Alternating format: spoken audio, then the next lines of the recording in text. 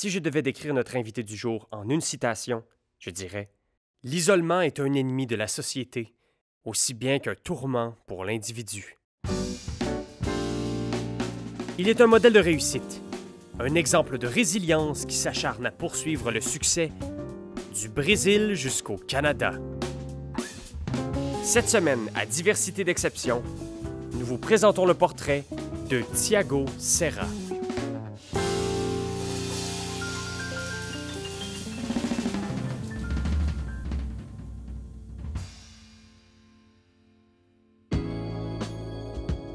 Rien ne prédestinait Thiago à se retrouver au Canada, car il a toujours été épanoui dans son travail de banquier.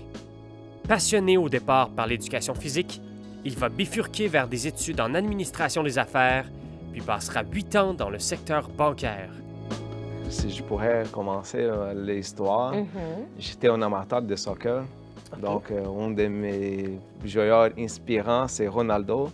La seule sémillance qu'on a entre un et l'autre, c'est pas beaucoup de cheveux. Non, et ça c'est vrai, vous vous ressemblez vraiment. Donc, ça c'est la sémillance qu'on a, mais c'est sûr qu'il y a beaucoup plus d'habilité que moi. Donc, tu nous garantis que c'est pas ton frère? Non, c'est pas mon frère. Là, comme un amateur de soccer, des sports, moi j'étais sportif depuis que j'étais petit. Donc, j'ai décidé de suivre les parcours d'éducation physique parce que je pensais que c'est juste de l'esport. Donc, moi, j'aimerais travailler avec... Mais j'ai visé le marketing sportif. D'accord. Donc, pendant mon parcours, j'ai vu que ce n'est pas juste l'éducation physique et des sports. Donc, là, j'ai commencé à avoir les connaissances et apprentissages sur le monde sportif.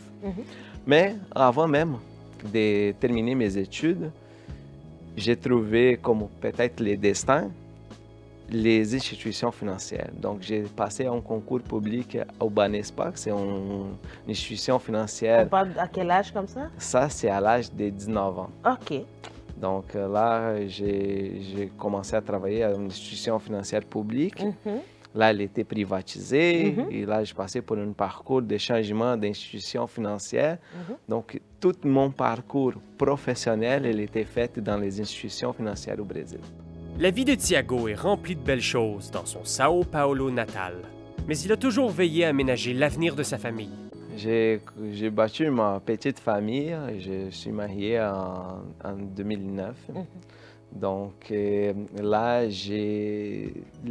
au Brésil, c'est sécuritaire quand même, mais c'est pas comme ici. Donc, quand je suis marié avec ma femme, elle avait son rêve de vivre au Canada. Parce que ses parents, comme son parrain, sa marraine, ils sont ici au Canada depuis 2005. Quand je l'ai connue, elle avait déjà cette rêve. Okay. Ça a été une des conditions pour laquelle on s'est mariés. En 2012, notre invité fait le grand saut et immigre au Canada avec sa famille. D'une habileté magistrale, il ne se laisse pas démonter face aux barrières et surtout le défi de communiquer en français qu'il a su transformer en une belle opportunité. Ça a été un défi énorme pour moi. Je suis arrivé ici au Canada avec une différence de la réalité d'aujourd'hui. Donc, ça a été beaucoup plus facile de faire la demande comme résident permanent. Donc, on a appliqué en 2009 même pour notre résidence permanente. Okay. Là, en 2010, on avait eu notre résidence, mais il fallait qu'on étudie 150 heures de français. Okay. Mais quand tu apprends dans un autre pays, quand tu arrives ici, ce n'est pas la même réalité. Non.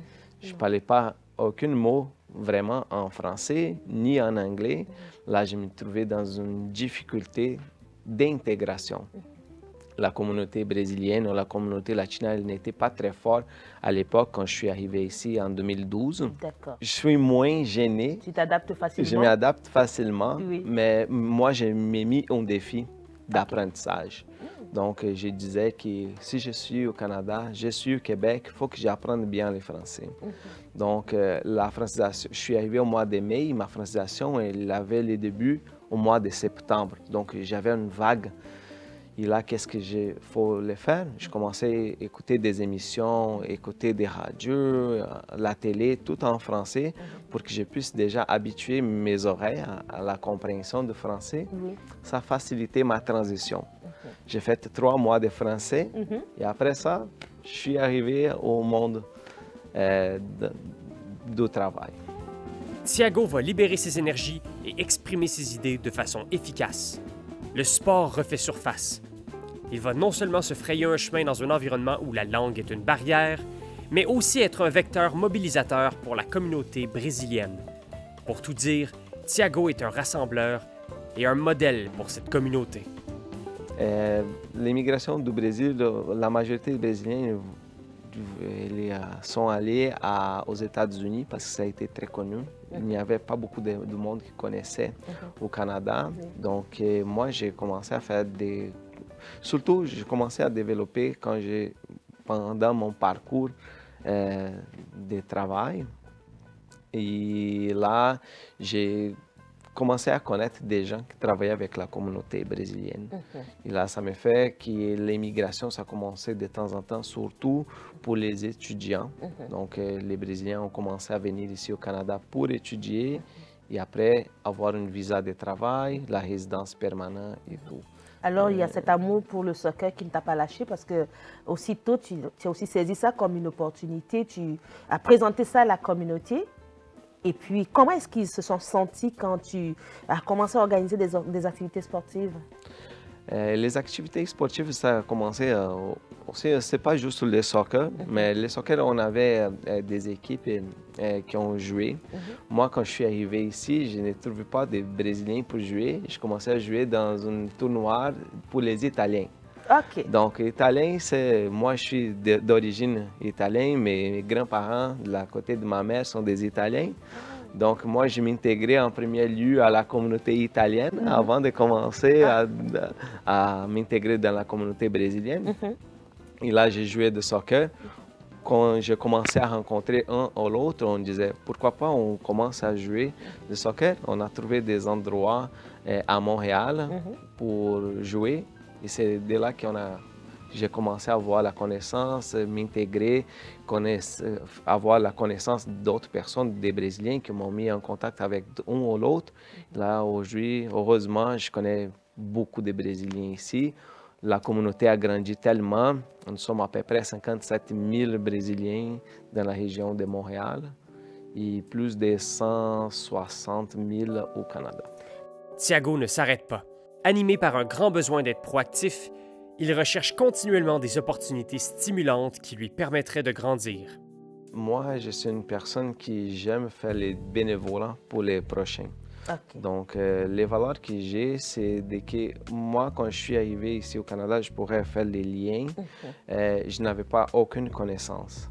Donc, il n'y avait personne qui m'avait pris à la main pour me montrer les bons chemins, où est-ce que tu peux aller, comment que tu fais pour grandir ici. Ça a été j'avais beaucoup de difficultés. Les 2 premières années, pour moi, ça a été tellement difficile qu'il fallait que je pensais 2, 3, 10 fois à retourner à mon pays. Alors, tu t'es lancé dans le bénévolat? Là, je me lançais dans le bénévolat et je disais, une journée, je vais faire la différence pour les nouveaux arrivants surtout. Donc, la valeur pour moi, c'est de donner le maximum d'informations pour que les gens s'intègrent le plus rapidement possible parce qu'on avait tous une valeur avant d'arriver ici et on a laissé des rêves. On avait un rêve d'avoir une belle voiture, on avait un rêve d'avoir une belle maison. Des fois, on avait déjà vécu ça dans notre pays d'origine. On a laissé tout en arrière pour qu'on commence à nouveau.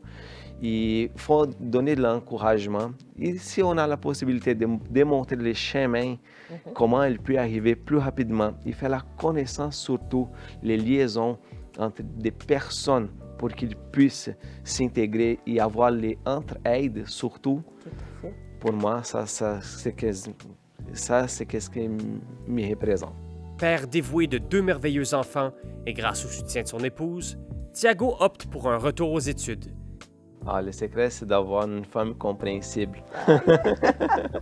Parce que je pourrais dire que ma femme elle a supporté beaucoup à la maison parce que quand nous sommes arrivés ici au Canada, on avait un enfant de 1 an et 3 mois. Donc là, j'ai décidé de retourner aux études en 2014 parce que je ne trouve pas d'emploi. 2 ans après ton arrivée. Ouais, ça a été difficile pour trouver mon premier emploi.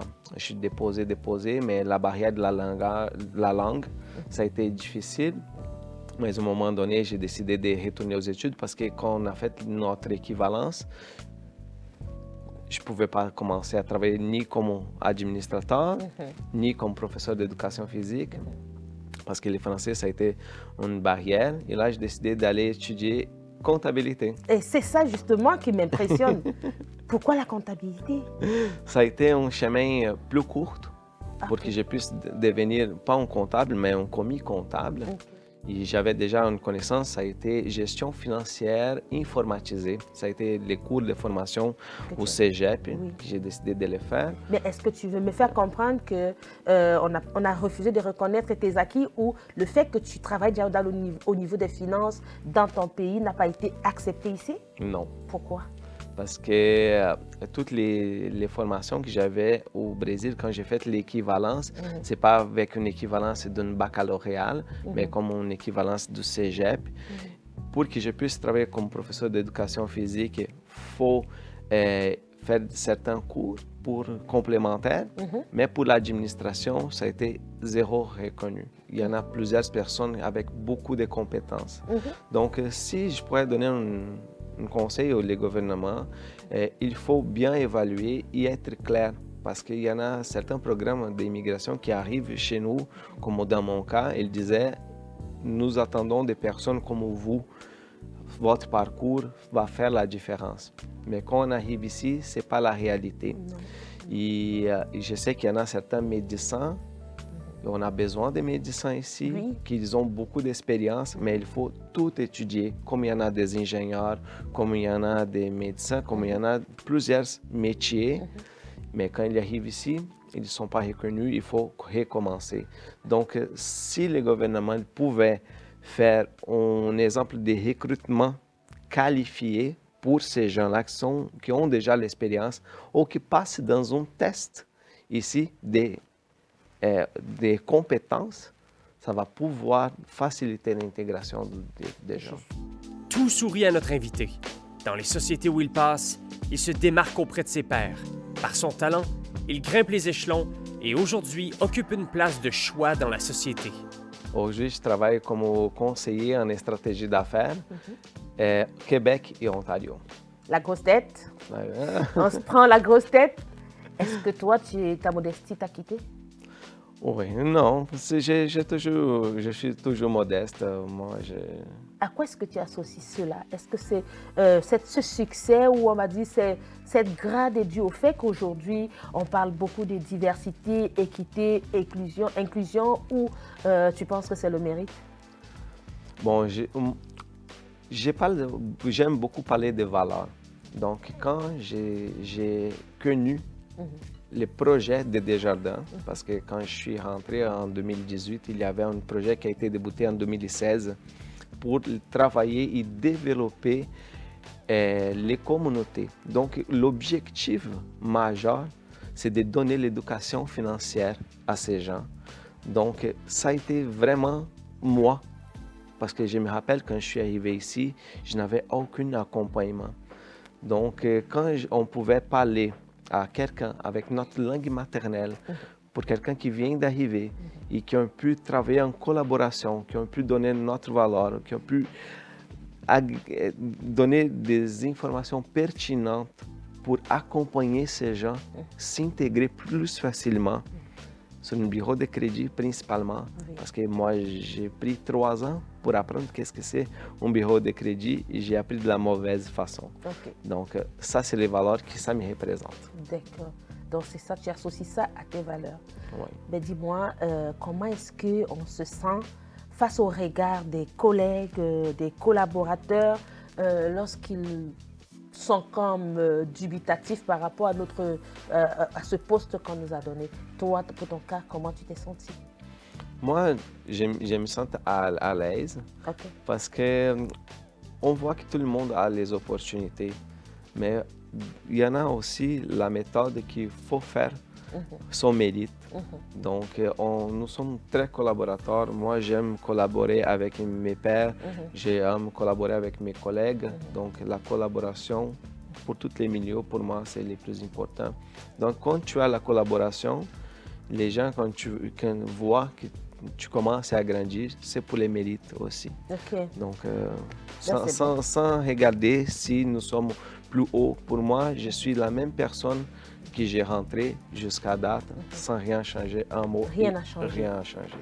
Il faut le dire, le parcours de Thiago démontre jour après jour, avec ambition et détermination, que les plus belles avancées sont possibles. On ne peut pas garantir si c'est menacé ou non. C'est-à-dire que si on a une bonne stratégie, si on fait une bonne gestion financière, parce que des fois, ce n'est pas la première fois, ce ne sera pas la dernière fois. Donc, on doit être toujours bien préparé parce que ça pourrait être pas juste l'emploi, mais quand même la santé. Aujourd'hui, tu es en bonne santé. Si demain, tu n'es pas en bonne santé, il faut avoir une stabilité, il faut avoir un bon, comme on disait, tirelire pour que tu puisses passer pour certaines périodes. Donc ça, c'est tout à fait normal. Ce n'est pas quelque chose de spécifique du Canada ou du Brésil ou de la France. Ça, c'est quelque chose de mondial. Donc, on doit être bien préparé. Et si on peut donner des conseils à une ou l'autre personne, qu'on puisse faire la différence pour qu'elle comprenne toute cette période et qu'on peut aussi traverser, comme on a tous vécu, à traverser la grande pandémie de Covid. Ça a duré 1 an, 2 ans, 3 ans. Qui est venu avec tout son lot. Qui est venu dans tout son lot, sans avoir une prévision, parce qu'on n'était pas préparé pour ça, mais on a vécu. Pourquoi? Parce qu'on a travaillé tous ensemble. Si on travaille tous ensemble, si on s'appuie un à l'autre, on va passer aussi à travers de cette période aussi. Pour avoir un autre regard sur notre invité Thiago Serra, cédons la place au miroir.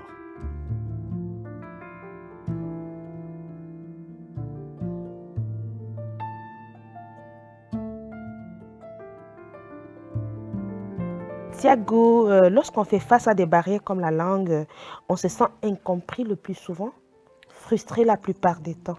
Comment toi, tu parviens à gérer cela?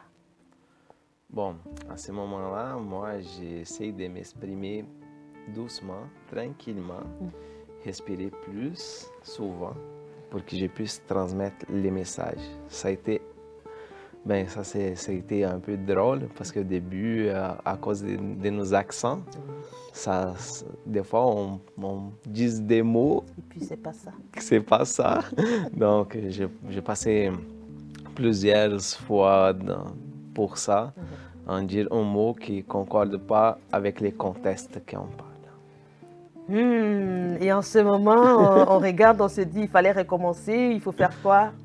À ce moment-là, quand tu comprends que tu as dit un mauvais mot, il faut que tu essaies rapidement de trouver des astuces pour contourner la situation parce que tu vois d'autres, ou la personne elle est gênée devant toi, ou si la personne a compris que c'est juste, on change en blague, comme ça va être plus à l'aise. La continuité de la conversation, surtout si c'est dans une interview. Je peux imaginer. Tu es arrivé, tu as immigré ici au Québec, c'est certain que tu l'as dit aujourd'hui, ton épouse a été très compréhensive et patiente. Oui. Est-ce que tu penses que si elle était en face de toi, elle sera fière de toi? Oui. Si toi, s'il fallait faire un bilan de ta vie depuis 2012 quand tu as immigré, ça sera lequel? Oh, le bilan, c'est un... Parle à ton épouse. Elle est en face de toi, vous faites un bilan. Oui. Bon, on a passé pour plusieurs situations nous sommes arrivés avec pas beaucoup d'argent, pas beaucoup d'expérience internationale, aucune connaissance au Canada surtout. Et où est-ce que nous sommes arrivés ensemble aujourd'hui? On est fiers un de l'autre. Si un mot devait représenter cette épouse, ça sera quoi? La persévérance. ma persévérance parce que au début, ça a été difficile, surtout pour moi, parce que j'ai essayé plusieurs fois de retourner au pays, de faire tout les possibles pour qu'on ne réussisse pas. Et elle était patiente à propos de ça. Elle était consciente de que j'ai passé pour une période d'adaptation parce que j'avais un bon emploi.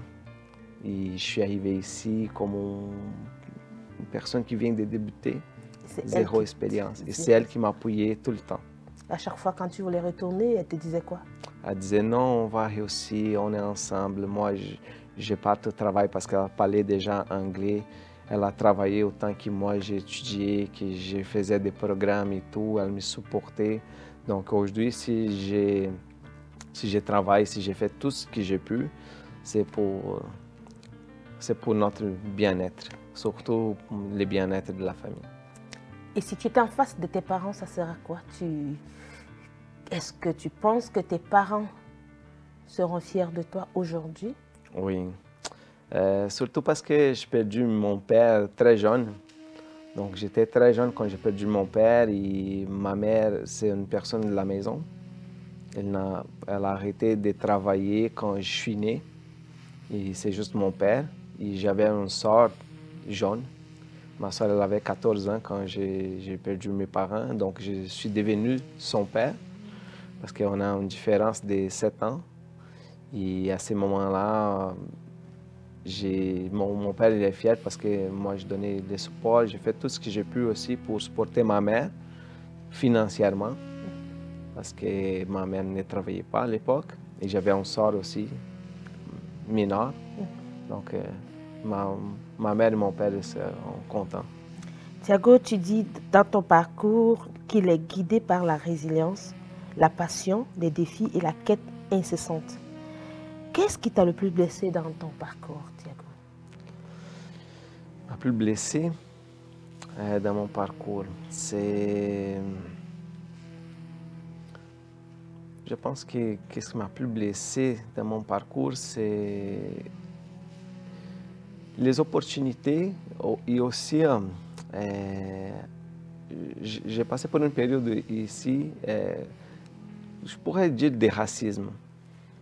Parce que quand on ne parle pas le français comme il faut, surtout au début, j'ai passé pour plusieurs entrevues que j'étais refusé à cause de mon accent. Donc ça, c'est quelque chose qui ça m'a touché beaucoup. Mais ça ne m'a pas gêné, ça ne m'a pas empêché de fonctionner. Ça m'a donné les défis d'apprendre, les défis de parler mieux, les défis de réussir et dire à moi-même, pas aux autres, parce que je n'ai pas besoin de dire à personne qui je suis, qu'est-ce que j'ai fait. Je garde la plupart de ma vie en secret. Ce n'est pas un livre ouvert à tout le monde, mais à quelqu'un qui me connaît. Et moi, je suis fier de moi-même d'avoir réussi. Toujours en tes propres mots, tu dis, tu recherches continuellement des opportunités stimulantes qui te permettraient de grandir. Si aujourd'hui plusieurs opportunités t'étaient présentées, ça sera sur lequel tu porteras ton choix? Bon, je porterai le choix de pouvoir aider surtout les gens qui n'ont pas les moyens. Parce qu'on voit des gens qui arrivent ici comme des réfugiés, qui n'ont aucun moyen de rien.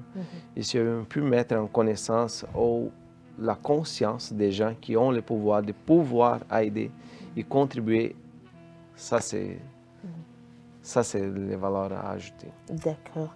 Dans les souliers de quel homme connu aimerais-tu passer 24 heures, Thiago? Ça te fait rire. Bill Gates. Bill Gates. Pourquoi Oui.